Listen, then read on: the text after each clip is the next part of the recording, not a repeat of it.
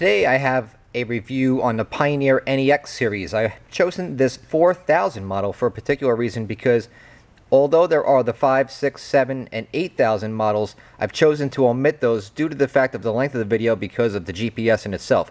Let me touch on that really super quick.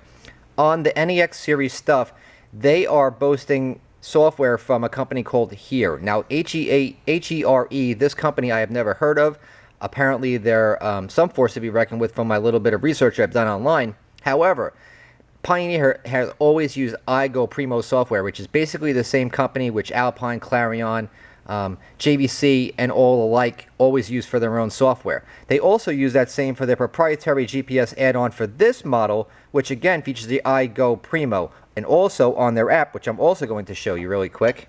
If you look on the phone app, which is the recommended one from Pioneer that I've installed on my phone, for navigation you can see that they choose iGo Primo.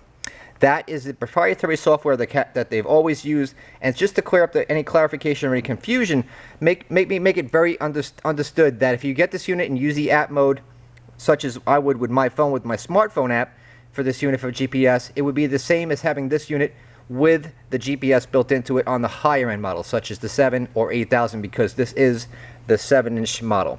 This is not the 6.1, which you'd find on the 5 and 6000 models. So with that said, this is the front of the screen. I'm going to go over the overview on the front, fold down a panel, show you the detached screen. I want to show you what's going on in the back side of the unit before I get involved with, really interfacing with all the buttons and the on-screen stuff. So here we go. Side profile with all your ISO mounting screws, nothing crazy going on here.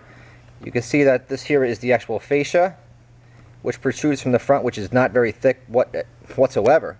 ISO mounting screws, you can basically get anything with this. They give you tons of hardware, by the way, included for ISO mounting. 2 different styles. Now, here we go, in the back. What we have here, this is the plug for the microphone, which is the CDVM1, which I have plugged in because I'm going to probably be working with the Siri feature. The Siri, hands-off, so you could talk to the radio and whatever. Over here, we have 4-volt preamp outputs on the audio selection side. Okay, so you have your front, rear, and sub, dedicated video input, audio input. Moving along over here, you have your analog input for your regular standard AM/FM terrestrial radio, plus this unit has HD radio built in. No subscription required, folks. It's already built in. Auxiliary plug right here, steering wheel control interface plug right here. Over here, this is the proprietary plug for the Sirius XM SXV200 satellite radio add-on tuner. Up here, if you could see it, this tiny little plug is designed for the Maestro interface. So if you have one of those complicated vehicles like a 2014 or 2015 Camaro SS and you want to leave all those features that's on your radio, like your temperature, indoors, outdoors, AC, all those functionality, all that stuff can be maintained through data through this little plug right here. Over here, of course, is the main 16-pin harness that Pioneer has always used. It's a little bit different than some in the past. It is more or less, in my interpretation, very proprietary, very straightforward. You have your whites for your front left, gray for your front right, green for your rear left, purples for your rear right. You have a blue-white for your amp turn on. You have a telephone mute input, which nobody would ever use, a ground, an illumination wire, accessory, constant, and right here we have a reverse gear signal input wire for the backup camera. Over here we have a built-in fan. Over here we have some extra stuff for subwoofers, steering wheel control interface, camera input. Over here, this is that plug I was talking about in the beginning of the video for the AVIC U250. So if you wanted to add GPS, adding the hardwired Pioneer version, that's the plug for you. Rear audio output plug right here. And over here, this is very interesting. Well, number one, thank you very much, Pioneer, for finally throwing people a bone and giving them a free USB cable. About time. So this does come with a little USB cable. And there's not just one, but there's 2 USB plugs right here. So if you have an Android, plus you might also have an iPhone or whatever you got going on, you got 2 right there. As well up in here, you have an HDMI input for mirror linking features. So there's a lot going on, but it's not overwhelming, by any means. It's very spaced out fairly well. I think it'll be pretty easy for a straightforward installation in any dashboard from what I can see. So that's it. Let's move back around the front and show you some other functions this unit has. Now here we are on the front of the unit. I want to just show you really quick. You have this does not have the capacitive touchscreen. I know that if you've been doing any amount of research online for these NEX series stuff, you hear a lot about this capacitive touchscreen. Now, the capacitive touchscreen, which is basically like you would experience on an iPhone or Galaxy phone or an iPad, something really high-end, a good tablet, not like one of those really cheap, chinky kind of, tablets. A good quality name brand tablet is what you're going to find, the capacitive touchscreen. This one is not a capacitive touchscreen, however, it is a super high-end one. It's very reactive. I'm going to show you just how reactive it is when I actually interact with this unit. You're going to see it. And I've had some problems with ones in the past, like not this last year for like the 5600 BHS, but the unit prior to that. I hated that radio because it was a little sloppy. This one has a faster processor, also a better chip for the Bluetooth functionality. It has some really good, I mean, it's like they really threw a little Hemi in there and they took out the V8 and they finally got something good going on in there. So there are a lot of things that are happening behind the scenes with these new Pioneers that's not spoken for or put in front of the consumers in a way that, people can absorb normally, because that's for people like me, that's what I do. I talk about all that weird stuff. But this unit does have some really excellent chips and some good technology going on behind the scenes that's really good, and what makes this different than the years prior, because it's not just a repackaged, reprocessed piece of the same old, same old. It is different and it's cool, and a lot of things about it are really nice. Some things very nice, some things I wish it did have, but hey, you can't have it all. But as for Pioneer goes, so far it's looking good. The screen is nice, 7-inch is beautiful. Layout for the buttons very nice. Like every unit in, pretty much the last couple of years, you can customize all the colors. You could do a scan, create your own, have a background color. You could have different colors on the outside. Buttons over here. You can import your own images for your screensavers. I mean, you can get like just a little nuts with this thing. You can even save your own profiles onto the SD card, which goes behind the face, and pull them up, take your SD card from this radio, bring it to another radio. I memean, you can just get stupid with this kind of thing. So pretty straightforward with the buttons down below. You have a reset button located right here, because if you get, over flooded with Bluetooth and you want to reset the thing and you just need a uh-oh button, it's there, which is something they've never had in the past. I want to show you the motorized screen. I also want to show you the detached panel function, so let me show you that really super quick. How that's done is you hold down this eject button.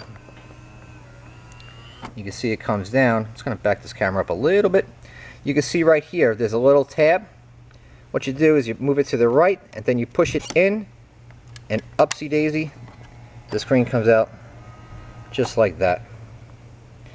And they do give you a little case for it if you care. This, don't be scared about it. It looks just like the one that JVC makes, actually. The JVCs look almost identical. My JVC looks just like that. It's got a little clip where it clips on, and all these have to line up on those brass pins. You just take the top, click it in on the bottom, boom. No big deal. Like pretty much all these newer units, because they're just so robust. There's so much stuff going on. It's like a PlayStation now. Everything has to load, everything. But once it gets going, phone book, audio functionality, and the like, don't worry, this thing moves. So the screen is on. Also, I wanted to show you this behind the face. I forgot. Screwing up. Let me move in. Okay.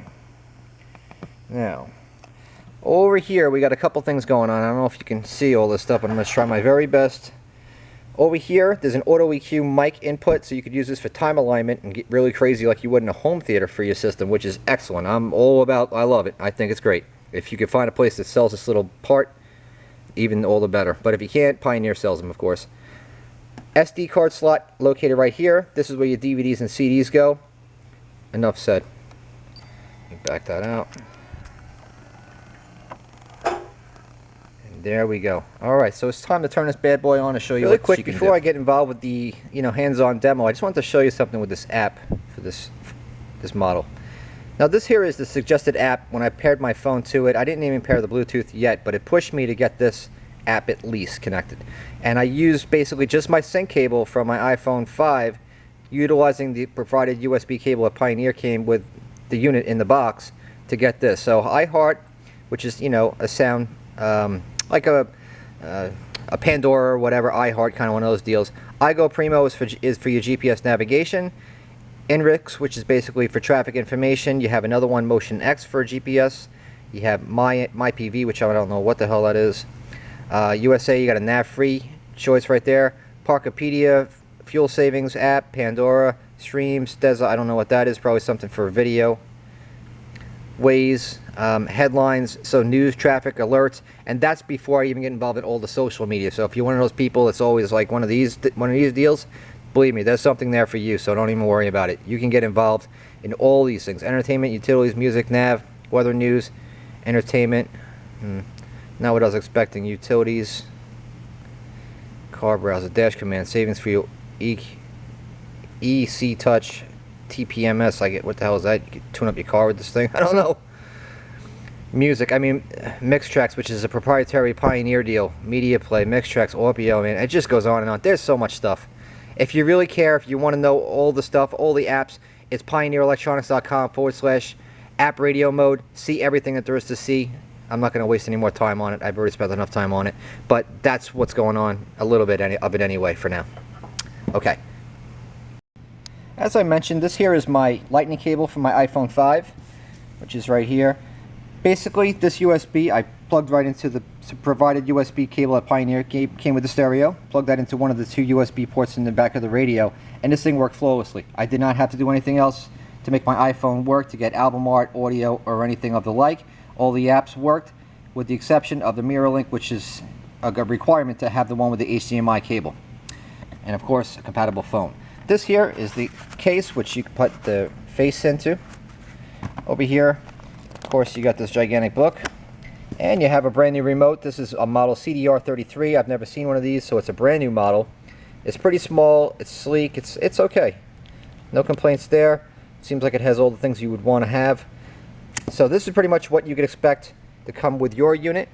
And I'm going to break this off and I'm going to have part 2. So if you want to see me interface with everything that this radio has to do and all the functionality and all the really nitty-gritty stuff, click on part 2 and catch me up there.